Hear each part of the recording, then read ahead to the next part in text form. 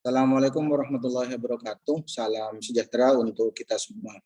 Kembali di channel YouTube saya. Hari ini saya akan membahas materi tentang Hidden Markov Model, salah satu metode yang ada di bidang keilmuan machine learning.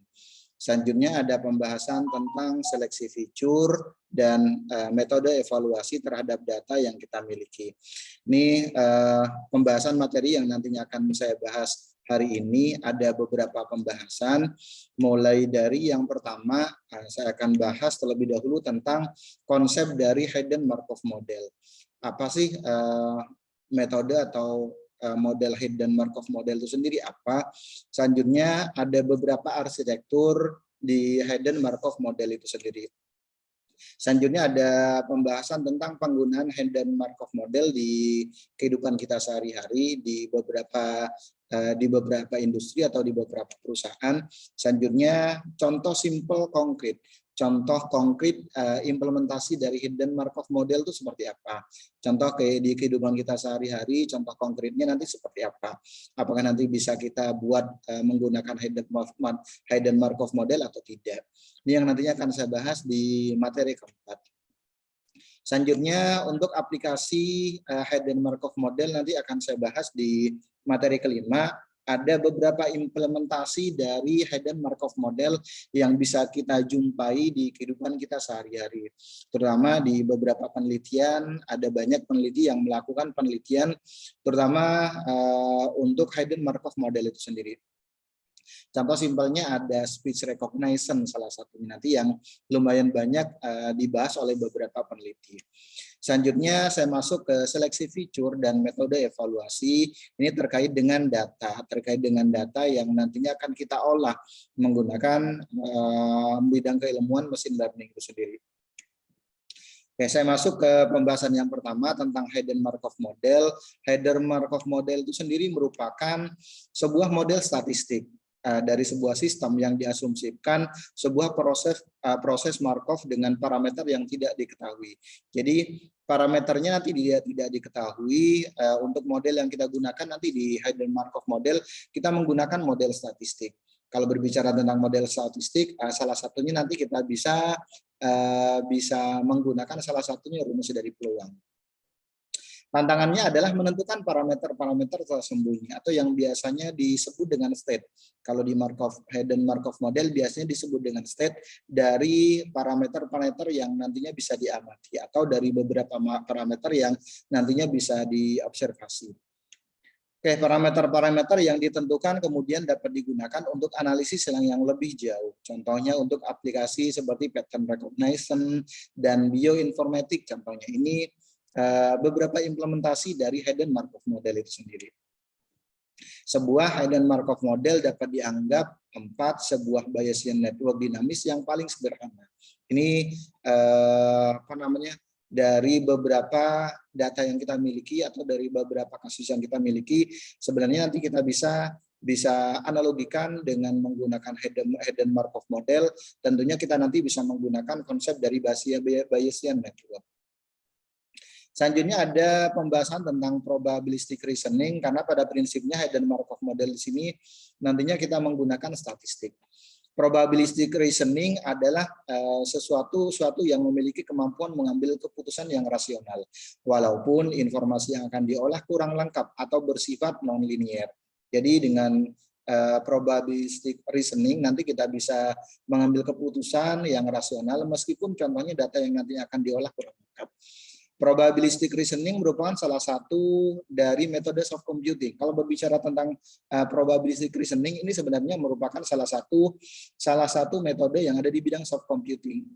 Selain contohnya ada fuzzy logic dan tentunya ada neural network. Nah, ketiga metode ini merupakan tiang penyangga bagi soft computing yang saling melengkapi dan tentunya bisa bekerja sama dalam menyelesaikan suatu permasalahan. Jadi baik probabilistic reasoning, selanjutnya ada yang namanya fuzzy logic dan neural network nanti bisa kita implementasikan terutama kalau kita berbicara di bidang soft computing. Jadi kekurangan dari satu metode nanti akan ditutupi oleh kelebihan dari metode yang lainnya. yang lebih cocok. Contohnya nanti kita bisa ngomparasi dari 3 metode di sini, probabilistic reasoning, fuzzy logic, dan neural network. Ya, tentang probabilistic reasoning, contohnya ada gambar seperti yang ada di depan ini. Gambar ini menerangkan hubungan pengkondisian event yang nantinya disebut dengan Bayesian network. Panah dari hujan ke terpeleset merepresentasikan bahwa hujan adalah kondisi yang menyebabkan terpeleset terjadi contohnya, atau yang biasa disebut dengan causality. Oke, ini contohnya. Berikutnya, pada kerangka probabilistic reasoning kita berpikir karena ada hujan mungkin seseorang terpeleset dan kecelakaan juga akan terjadi kalau dilihat dari gambar yang ada di depan tadi. Tetapi apabila ada cerita lain bahwa seseorang terpeleset dan ada juga kecelakaan, belum tentu keduanya disebabkan oleh hujan. Kedua kejadian tidak terhubung, tidak saling terhubung. Terdapat beberapa kerangka berpikir yang berbeda-beda, nanti tergantung hubungan kausalitas antara event. Event di sini contohnya nanti ada serial, ada diverging, dan converging. Ini kalau berbicara tentang probabilistic reasoning yang ada di Hayden-Markov model. Oke, selanjutnya kita masuk ke tipe jaringan kausalitas. Ada 3 tipe jaringan yang ada di kausalitas itu sendiri. Yang pertama ada serial. Berikut penggambarannya, kalau dilihat penggambarannya, panah dari A ke node A ke B dan C ini saling terhubung, gitu. Saling terhubung dari A, node A akan menghubungkan node B, selanjutnya node B akan menghubungkan node C. Beda halnya dengan diverging. Kalau diverging di sini, B di sini menghubungkan A dan B di sini menghubungkan C, gitu. Tapi A tidak menghubungkan C atau sebaliknya. Selanjutnya, kalau yang converging, sebenarnya kebalikan dari diverging. Kalau converging, A dan C di sini akan terhubung ke node B, gitu. Dan A di sini tidak terhubung ke C. Oke, serial. Tipe jaringan kausalitas yang pertama serial. Bila kita mengetahui A, maka kita bisa mengetahui sesuatu tentang B dan C. Jadi ini yang disebut dengan serial. Tetapi apabila kita mengetahui B, mengetahui A tidak akan membantu inferensi kita terhadap C itu sendiri. Jadi kalau semuanya kita mengetahui tentang B, mengetahui A tidak akan membantu inferensi kita terhadap C. Ini yang disebut dengan serial. Mengetahui C akan membuat kita mengetahui sesuatu tentang A ketika kita tidak mengetahui B. Artinya hubungan antara A dan C diblok ketika B diketahui. Dengan bahasa lebih matematis, A dan C bersifat independen kondisional ketika B nanti diketahui. Selanjutnya yang kedua ada diverging. Diverging di sini contoh seperti gambar yang ada di bawah ini. Ini contoh diverging. Jadi node panah dari B di sini akan menghubungkan node A dan node C. Diverging, bila kita mengetahui A, maka kita bisa mengetahui sesuatu tentang C dan sebaliknya. Tetapi apabila B diketahui, maka hubungan antara A dan C menjadi terputus. Dengan bahasa lebih matematisnya adalah A dan C independen kondisional ketika B nanti diketahui. Ini bahasa matematisnya. Selanjutnya yang ketiga ada converging. Tanpa mengetahui B kita tidak bisa mencari tahu hubungan antara A dan C. Kalau dilihat dari gambar seperti yang ada di bawah ini contohnya. Ini yang disebut dengan converging. Jadi ada tanda panah dari node A dan node C yang terhubung ke B. Tanpa mengetahui B kita tidak bisa mencari tahu hubungan antara A dan C. Dengan bahasa lebih matematisnya, A dan C dependen kondisional ketika B nanti diketahui. Dua buah event X dan Y disebut dengan D separated apabila terdapat sebuah intermediate variabel Z di antara mereka dan memenuhi kondisi. Yang pertama, koneksi bersifat serial atau diverging dan Z nanti diketahui. Yang kedua, koneksi bersifat converging dan Z tidak diketahui. Yang ketiga, bila tidak memenuhi kondisi yang disebutkan, artinya dua buah variabel tersebut tidak separated disebut dengan deconnected. Ini kondisi-kondisi yang nantinya harus terpenuhi kalau pengen dua buah event X dan Y di sini disebut dengan terpisah. Oke, selanjutnya konsep ini penting dipahami untuk mengerti ide dasar Markov assumption karena pada prinsipnya ada tiga konsep dari ide dasar dari Markov assumption. Ada serial, panas seperti ini, contohnya A ke B dan C ini saling terhubung, ini disebut dengan serial. Selanjutnya ada converging dan berikutnya ada diverging. Joint distribution untuk seluruh event diberikan pada persamaan nanti. Kalau bisa menggunakan persamaan kurang lebih seperti yang ada di depan ini contohnya. Jadi kita menggunakan rumus peluang. Oke, subgraf A, B, dan E dengan koneksi tipe serial. Bila A diketahui, maka kita dapat melakukan inferensi terhadap C. Seperti contoh pada persamaan di bawah ini. Nanti kalau contohnya kita menggunakan tipe serial, selanjutnya bila A nanti diketahui, maka kita melakukan inferensi terhadap C. Kita bisa menggunakan persamaan ini contohnya. Apabila A dan B diketahui, maka inferensi terhadap E dilakukan bisa menggunakan persamaan ini. Jadi lebih simpel gitu untuk persamaannya. Operasi serupa dapat diaplikasikan pada koneksi tipe converging dan diverging. Oke, ini kelanjutannya perhatikan subgraf A, B, dan C dengan tipe koneksi converging pada gambar di atas. Apabila B tidak diketahui, berarti A dan C terpisah, atau yang biasa disebut dengan independen. Apabila B dan A diketahui, maka hubungan A dan C dapat dihitung sebagai persamaan. Contohnya bisa menggunakan persamaan ini. Tetap kita menggunakan peluang. Berikutnya ada generatif model. Generatif model memodelkan di sini menggunakan peluang X dan Y. Persamaan itu dapat difaktorkan sebagai P peluang X dan Y sama dengan peluang Y kali J kali X dikali peluang terhadap X itu sendiri. Pada umumnya kita lebih tertarik dengan nilai Y yang menyebabkan P buka kurung kali Y, peluang X terhadap peluang X dan peluang X selanjutnya peluang Y bernilai maksimum. Berhubung X akan selalu tetap nantinya. Berbeda dengan supervised learning, generatif model nanti bisa difaktorkan, bisa menggunakan persamaan ini contohnya. Peluang Y kali J kali X dan peluang X selanjutnya terhadap variabel X. Karena berbentuk joint probability, generatif model memodelkan peluang kemunculan secara bersamaan.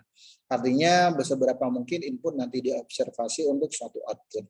Salah satu contoh generatif model kita bisa menggunakan ya Hayden Markov model itu sendiri yang nantinya bisa kita gunakan. Intinya Hayden Markov model di sini memodelkan observasi menggunakan proses Markovian dengan state yang tidak diketahui secara jelas. Nanti akan dijelaskan di bawah seperti apa sih implementasinya di dunia realita, contohnya untuk membuat yang namanya model Markov model, Hayden Markov model. Ide utama Hayden Markov model adalah menyelesaikan persoalan sequence stacking. Diberikan contohnya input X berupa sequence atau sequence sinyal, sequence kata, sequence gambar, dan sebagainya.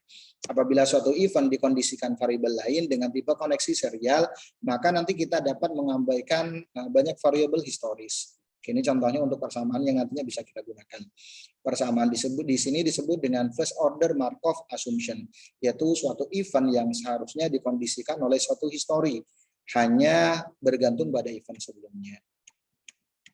Selanjutnya ada konsep tentang part of speech tagging, ini terkait dengan natural language biasanya. Pada bidang pemrosesan bahasa alami atau natural language processing, seperti yang ada di bidang kecerdasan buatan.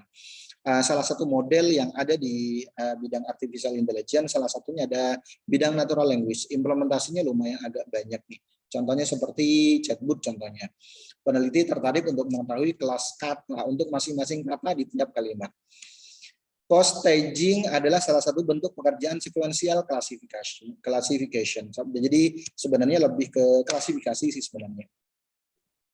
Diberikan sebuah sequence, dalam hal ini adalah kalimat. Kita ingin menentukan kelas setiap kata atau token pada kalimat tersebut. Kita ingin memilih sequence kelas kata sintaktik kategoris yang paling cocok untuk kata-kata atau token pada kalimat yang diberikan. Contoh implementasi dari natural language processing, contohnya seperti yang diimplementasikan oleh Google, contohnya ada Google Translate atau salah satunya ada yang namanya Google Voice. Ini contohnya implementasi dari natural language processing. Ada lagi contohnya chatbot Rina yang dimiliki oleh Microsoft contohnya.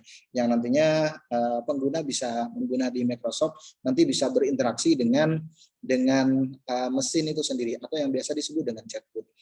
Berikutnya ada kata AI. Ini juga merupakan salah satu implementasi dari bidang natural language processing contohnya untuk konversasional.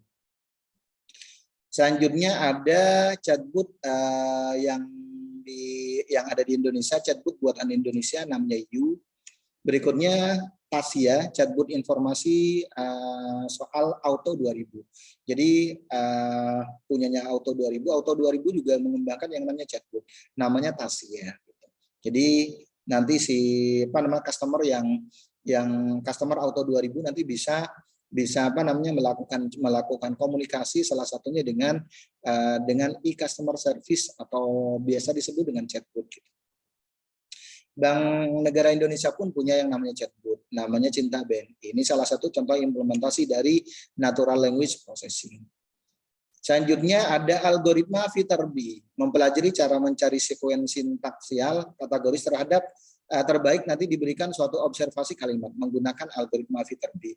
Hal ini nanti disebut proses decoding pada hidden Markov model. Algoritma Viterbi di sini merupakan salah satu algoritma dynamic programming yang prinsip kerjanya mirip dengan minimum edit distance. Ide utama dari algoritma ini adalah mengingat sekuens untuk setiap posisi tertentu. Apabila kita telah sampai pada kata terakhir, kita lakukan backtrace untuk mendapatkan sekuens terbaik nantinya. Oke, selanjutnya ada proses training hidden Markov model. Hidden Markov model adalah salah satu varian supervised learning. Diberikan sekuens input dan output yang bersesuaian dengan training data. Jadi kelasnya sebenarnya ada. Ini yang disebut dengan supervised learning. Saat melatih hidden Markov model, kita ingin mengestimasi parameter A dan B, yaitu transition probabilities dan emission probabilities. Melatih hidden Markov model dengan menggunakan algoritma forward atau backward. Ini yang nantinya bisa kita gunakan. Jadi kita bisa menggunakan algoritma yang biasa disebut dengan Baum-Well algorithm atau algoritma forward dan algoritma backward. Cara paling sederhana untuk menghitung emission probabilities atau transition probabilities adalah dengan menghitung kemunculan dari data-data yang ada. Oke, selanjutnya kita masuk ke arsitektur dari hidden Markov model. Kurang lebih arsitekturnya seperti gambar yang ada di depan ini. Diagram di atas menggambarkan arsitektur umum tentang hidden Markov model, masing-masing bentuk oval yang ini nih. Ada oval 1, 2 dan seterusnya, menggambarkan sebuah variabel acak. Biasanya kita random, variabelnya kita random yang berisikan nilai. Variabel acak di sini berisikan nilai sebuah variabel tersembunyi pada saat T. T-nya kan waktu nantinya. Variabel acak T di sini berisikan Y buka kurung T berisikan nilai sebuah variabel yang dapat diamati atau tidak tersembunyi pada saat T. Anak panah menunjukkan ketergantungan kondisional. Ini maksud dari arsitektur hidden Markov model. Dari diagram jelas kiranya bahwa nilai X, T hanya bergantung pada nilai X, T minus 1. Selain itu nilai Y buka kurung T hanya bergantung pada X buka kurung T. Selanjutnya kita masuk ke penggunaan hidden Markov model. Oke, ada 3 permasalahan utama yang dapat diselesaikan dengan menggunakan hidden Markov model. Yang pertama, diberikan parameter dari model, hitunglah probabilitas output. Output berupa suatu barisan tertentu. Intinya masalah ini nanti bisa diselesaikan dengan forward algorithm. Yang kedua, diberikan parameter dari model, carilah barisan state tersembunyi yang paling mungkin menghasilkan output barisan tertentu atau yang diberikan. Masalah ini nanti bisa kita pecahkan dengan menggunakan algoritma Viterbi atau algoritma Viterbi. Selanjutnya diberikan sebuah barisan output atau himpunan barisan sepertinya. Maka temukan himpunan transisi step yang paling mungkin beserta probabilitas outputnya. Dengan kata lain, latihlah parameter hidden Markov model jika diberikan dataset barisan-barisan tertentu. Masalah ini nanti bisa kita gunakan algoritma Baum atau Wells atau algoritma forward dan backward sebenarnya. Ini beberapa 3 permasalahan utama yang ada di hidden Markov model. Berikut cara penyelesaiannya. Jadi untuk menyelesaikan hidden Markov model ada 3 algoritma yang harus kita pahami. Yang pertama ada forward algorithm, selanjutnya algoritma Viterbi, selanjutnya yang terakhir algoritma Baum-Wells atau yang biasa disebut dengan forward dan backward. Selanjutnya kita masuk ke contoh konkret dari hidden Markov model. Misalkan Anda memiliki seorang kawan yang tinggal di tempat yang lumayan agak jauh contohnya. Kawan Anda hanya tertarik pada 3 macam aktivitas. Yang pertama contohnya berjalan di taman, selanjutnya berbelanja dan membersihkan apartemen. Jadi ada 3 ada 3 rutinitas yang nantinya bisa dilakukan. Jadi berjalan di taman, berbelanja dan membersihkan apartemen. Cuma 3 nih. Pilihan atas apa yang hendak dia lakukan hanya ditentukan berdasarkan cuaca pada hari tersebut. Jadi mau melakukan aktivitas A, B atau C, mau melakukan aktivitas 1, 2 atau tidak tergantung dari cuaca. Anda tidak memiliki informasi yang sahih atau penting atau yang benar tentang cuaca di tempat kawan Anda karena jauh gitu. Tapi Anda tahu kecenderungannya secara umum gitu. Karena kan temannya. Oke, selanjutnya Anda mengasumsikan bahwa cuaca bergerak sebagai sebuah rantai Markov discrete. Jadi nanti bisa dibuat dengan menggunakan rantai Markov discrete. Ada 2 buah macam state. Yang pertama hujan dan cerah. Namun Anda tidak dapat mengamatinya secara langsung. Dengan kata lain, state ini tersembunyi dari Anda. Pada setiap harinya ada peluang tertentu bahwa kawan Anda melakukan 1 dari 3 aktivitas ini, bergantung dari cuaca di tempatnya, jalan-jalan atau berbelanja atau contohnya membersihkan apartemen. Pengamatan di sini adalah menyampaikan informasi aktivitas yang dilakukan oleh kawan Anda. Keseluruhan sistem nanti dapat diartikan sebagai sebuah hidden Markov model. Jadi sistem ini gampangnya bisa disebut dengan nanti bisa dianalogikan seperti hidden Markov model. Kayak anggaplah Anda tahu kecenderungan cuaca di daerah kawan tersebut dan kecenderungan apa yang kawan Anda lakukan secara rata-rata. Dengan kata lain, parameter-parameter dari hidden Markov model sudah diketahui. Anda bisa menuliskannya di dalam bahasa pemrograman Python. Contohnya kita bisa menggunakan seperti yang ada di depan ini ketika kita implementasikan, contohnya menggunakan bahasa pemrograman Python.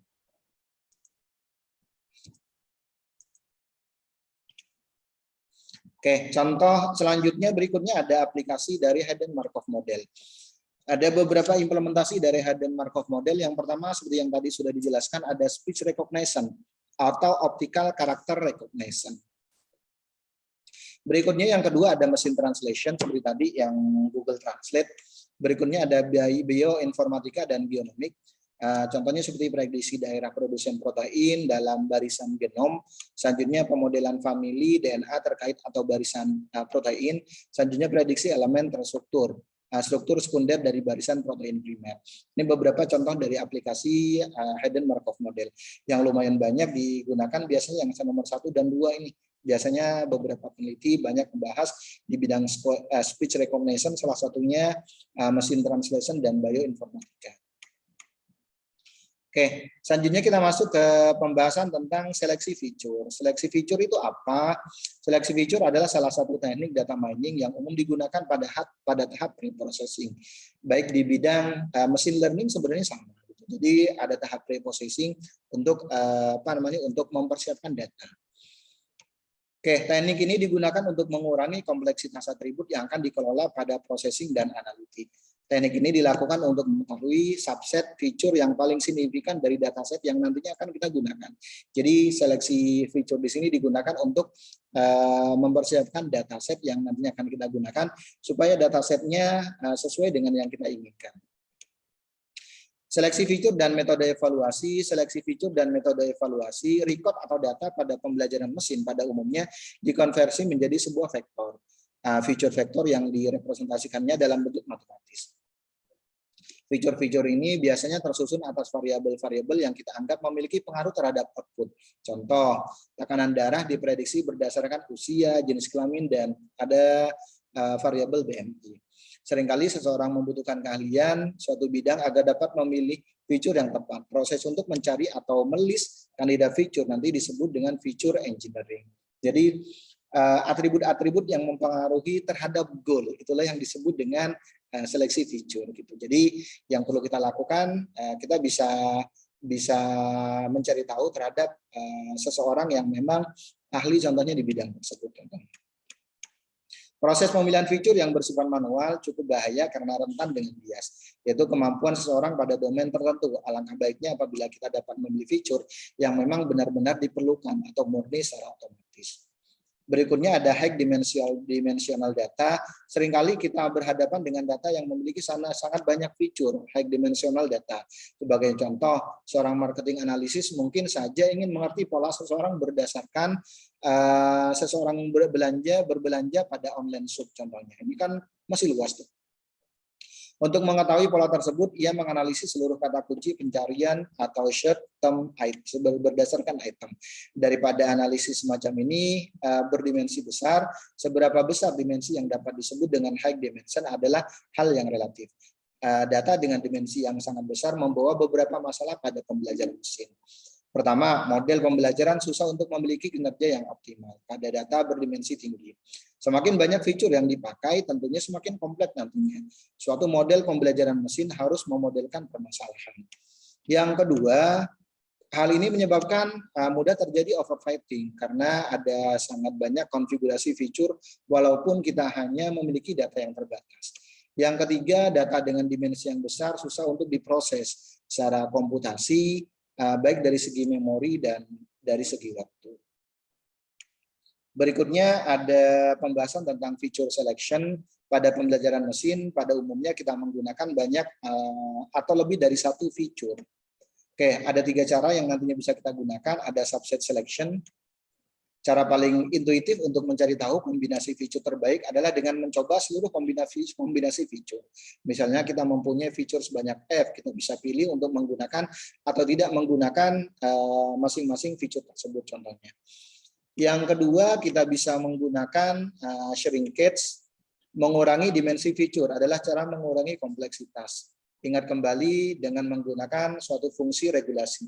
Objek pembelajaran adalah meminimalkan loss dan kompleksitas, seperti pada persamaan di bawah ini contohnya. Ini yang nantinya bisa kita gunakan. Yang ketiga, kita bisa menggunakan dimension reduction. Maksudnya apa? Teknik-teknik sebelumnya berfokus pada cara mengeliminasi fitur. Akan tetapi penghapusan suatu fitur berpotensi pada model yang tidak mampu mengerti kompleksitas permasalahan. Dengan kata lain, oversimplification sebenarnya sih. Dibanding menghapus fitur, cara lain untuk mengurangi kompleksitas komputasi adalah mentransformasi data ke dalam dimensi lebih kecil yang nantinya bisa kita lakukan. Selanjutnya ada cross validation. Melatih dan mengukur kinerja model menggunakan training data adalah hal yang tidak bijaksana karena kita tidak dapat mengetahui kemampuan generalisasi model itu sendiri. Jadi sebenarnya nggak cukup hanya menggunakan training data atau training dataset. Pembagian dataset yang ideal, 2 subset data training dan data testing, 3 subset data training, data validation dan data testing. Ini yang bisa kita lakukan. Apakah kita akan menggunakan 2 atau akan menggunakan 3 gitu. Menggunakan 2 atau menggunakan 3 subset. Data training untuk pembentukan model dan data testing digunakan untuk pengujian model. Data validation untuk memvalidasi model kita valid atau tidak. Ini yang bisa kita lakukan.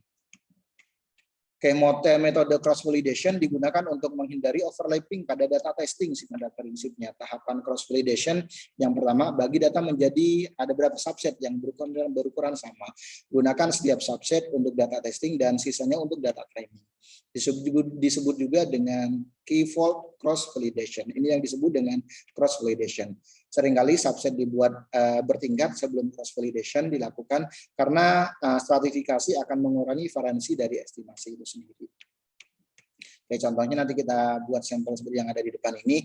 Model yang stabil untuk yang A memberikan decision boundary yang serupa, walaupun input sedikit diubah-ubah. Variasi kinerja yang kecil untuk set input yang berbeda-beda. Atau menggunakan model yang kurang stabil yaitu B, yang B ini nih. Memberikan decision boundary yang berbeda untuk input yang sedikit, diubah-ubah variasi kinerja yang besar untuk set input yang berbeda-beda. Ini yang nantinya bisa kita lakukan. Oke, atau sesuai dengan gambar 5 volt cross validation, ada juga yang menggunakan 10. Kotak yang berwarna merah melambangkan subset yang dipilih sebagai validation data. Hal ini disebut dengan fault cross validation. Oke, ini kalau berbicara tentang validation. Oke, demikian penjelasan dari materi pertemuan ini. Mohon maaf kalau ada kata-kata yang kurang berkenan. Saya akhiri. Assalamualaikum warahmatullahi wabarakatuh dan salam sehat untuk kita semuanya.